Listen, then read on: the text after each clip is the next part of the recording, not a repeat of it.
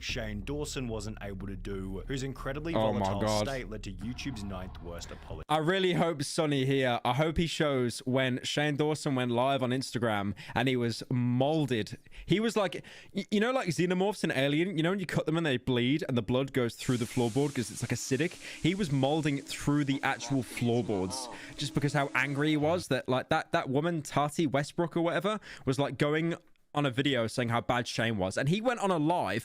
The one thing you never do, by the way, when you get into any drama with another YouTuber or person, never do a live. Never let those unfiltered thoughts and opinions seep online.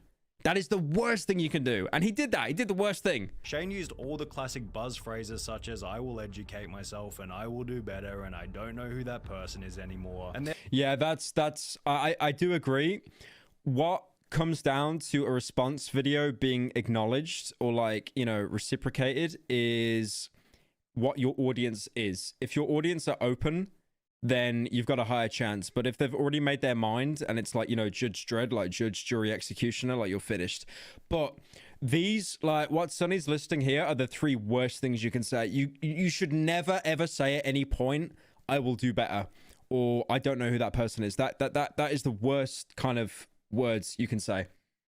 It genuinely is, because it's, yeah, it's not even bad phrasing. I don't think personally these are bad things to say, but it's more that it's been so saturated that if you try to say something like that, it gets thrown in with like all the other people that were doing like, you know, apologies and stuff. Like when I did my own response video, right, like I talked about how I was years ago, and then I talked about how embarrassing and cringe like my conversations were, and I talked about how, you know, I shown everything, like put all the cards on the table, but I never said, you know, I'm gonna do better, I'm gonna be a better person, because by the time I made the video, I already changed.